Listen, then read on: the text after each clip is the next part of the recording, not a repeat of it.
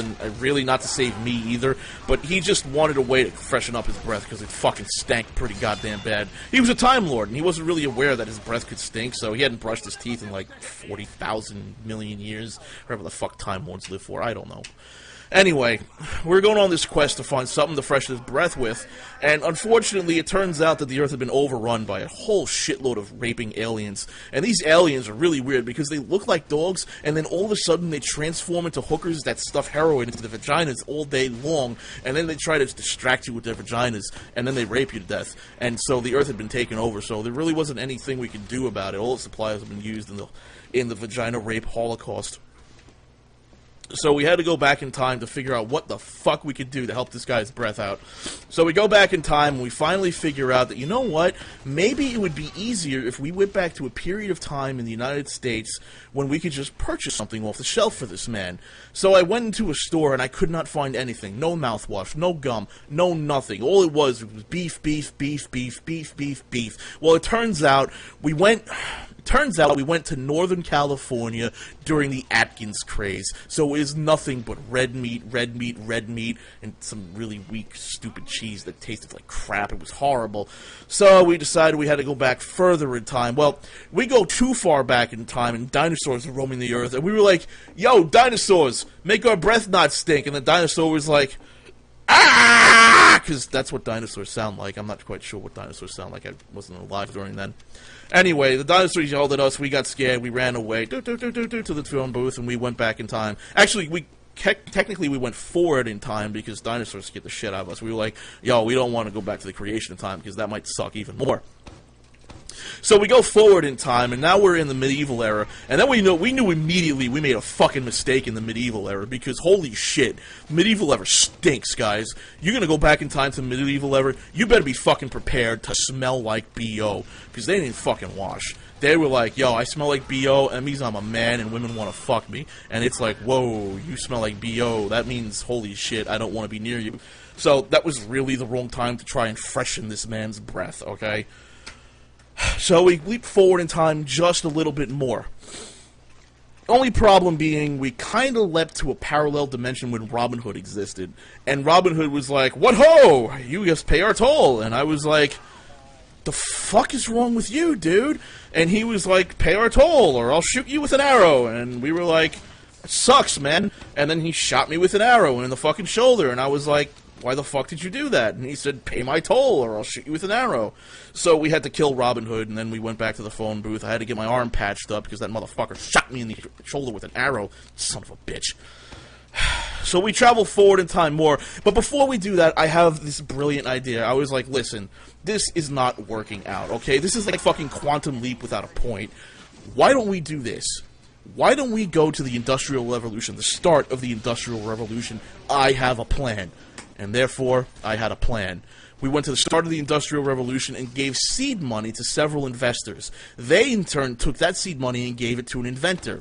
He created a factory to mass-produce bubblegum, juicy fruit bubblegum, in mass quantities. We leapt forward in 10 years. We bought a pack of juicy fruit bubblegum. I gave it to the Time Lord. He made me a Time Lord. The end. I think you stole that story from Night by Lee Wiesel. Oh.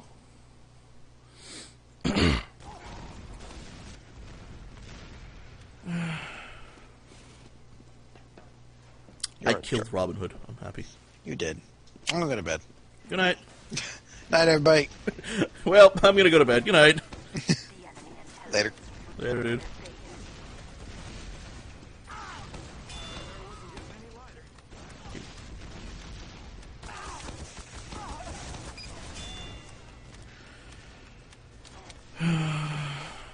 Tell us about the time I made a porno with Benzai.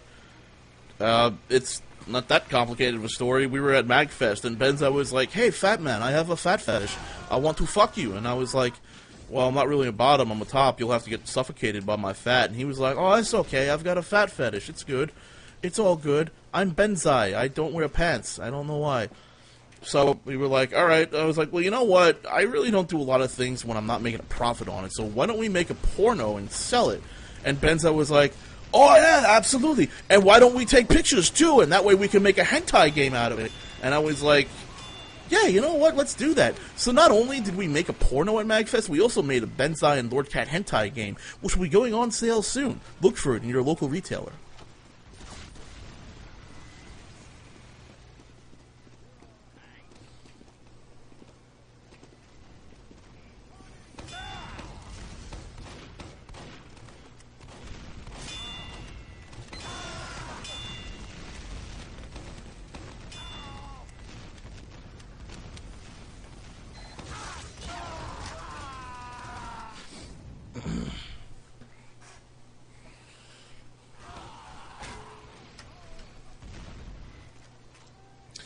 That's about the time you traveled back in time to stop the sheep revolution from taking the Earth. Alright, well, this actually happened shortly after I became a Time Lord with the Juicy Fruit incident. One of the first things I learned was that the Earth was slowly being taken over by sheep. For those of you who don't know, sheep evolve rather quickly, and they become sentient within about 25 to 30 years. So every 25 or 30 years, you need a Time Lord to come around and sort of set the sheep straight, because fuck sheep. Well, the only thing they're good for is shearing and making wool, those sons of bitches. I mean, all they do is shit and eat grass and make wool. So you know what? They might as well shit and eat grass in a pen while we take their wool. Otherwise, they take over the Earth, and then everything gets really political, and they're really, really liberal people, man.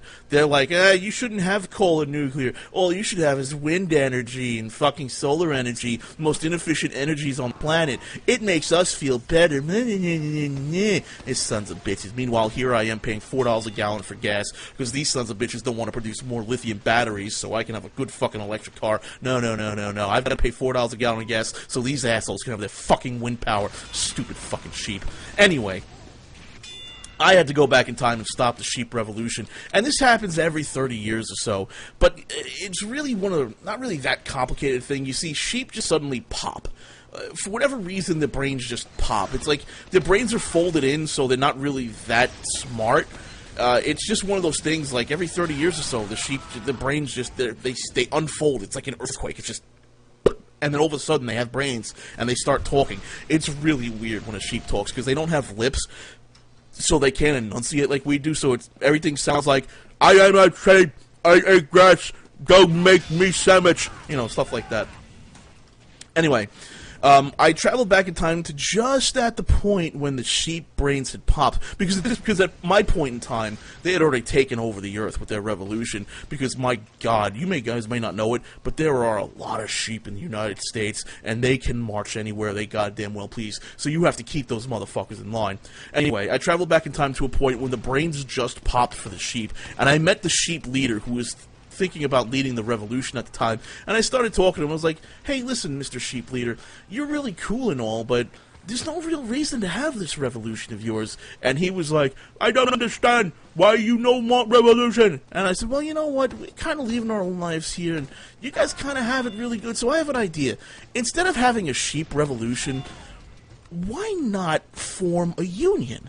That way you can have a workers' union and you can argue with management instead of having a sheep revolution, which is going to be bloody, it's going to be painful, there are a lot of sheep who are going to die. If you have a union, you can bargain for more wages, you can go on strike, and that sort of thing. And that's how the sheep union formed. It kept the world from getting taken over from sheep. Hey, it was either that or I burned the motherfuckers and I didn't have enough fire.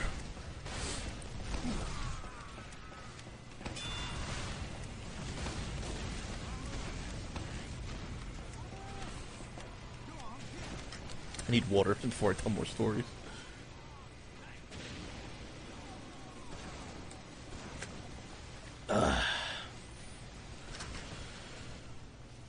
The banana is somewhere. We left the banana in the refrigerator of the hotel room, so some unlucky couple got it the next time they went to the hotel room. Tell us the story of when how Strawberry came to life. Okay.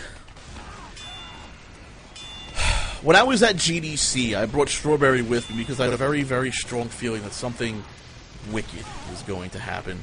I knew that the time was upon us when the stars would be aligned correctly, and that we would look into the night sky, and then from the night sky we would see a bright beam come shining down, and upon the beam, the Strawberry would be born.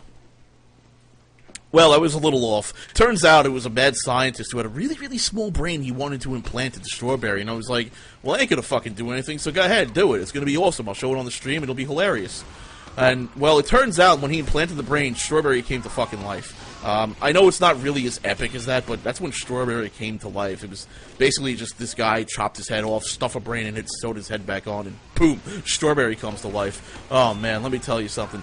That was insane. Oh, we did not drink normal water for weeks after that. Oh, God.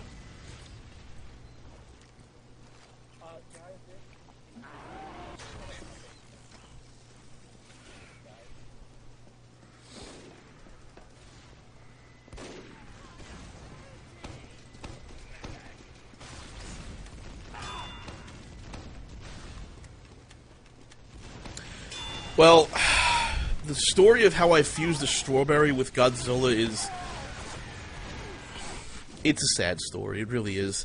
You see, one day, a long time ago, when I was just but a wee scientist, I decided that in order to create the better fruit, the best fruit out there, that it was necessary to enhance the growth of our current production of fruit.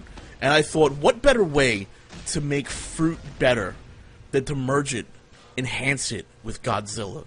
Because on one hand, you could have something small like a strawberry, and on the other hand, you could have something gigantic and radioactive like Godzilla. So I went to work. I studied for decades how to do this. It turns out that isotope radiation really is a hindrance to merging strawberries and Godzilla, because Godzilla, he is one radioactive motherfucker. I mean, he shoots fire from his goddamn mouth, and his tail glows when he does it. I mean, that's fucking radioactive. But I solved this problem. Excuse me. I solved this problem by wrapping strawberries in tin foil. It turns out that while Godzilla is very radioactive, it's a very weak isotope, so you can just wear fucking anything, and it basically blocks his radiation. So the process was a long and complicated one. It involved a lot of tubes, a lot of wires, and a whole lot of jerking off. I took one half of a strawberry and merged it with one half of a Godzilla. What emerged from that experiment, some have called either the Strawzilla or the Godberry. In either case, it was horrific.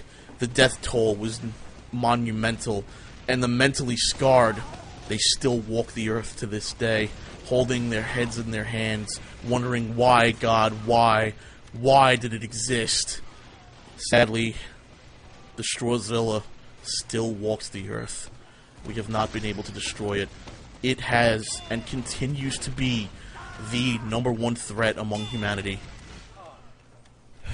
Right now, the Strawzilla resides somewhere in Mongolia. We don't know where. But there in Mongolia, the Strawzilla exists. And we must contain him there. Because Godberry, or Strawzilla, will one day rise again. And when he does, you'll wish you all had banana potatoes.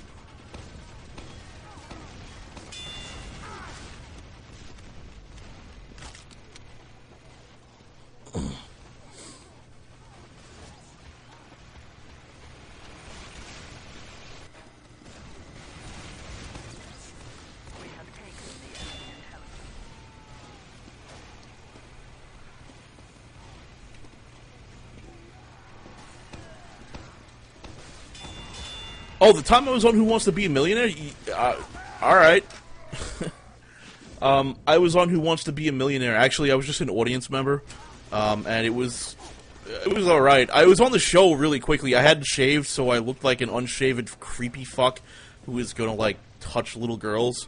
And so they showed me on the show once, and then cut away really fucking fast. And that's when I was on Who Wants to Be a Millionaire. I looked like a really creepy, unshaven fuck. Strawzilla's in the chat. Hello, Strawzilla. Ugh, what do you want? Just leave me alone. Hello, Strawzilla. What's the G-string?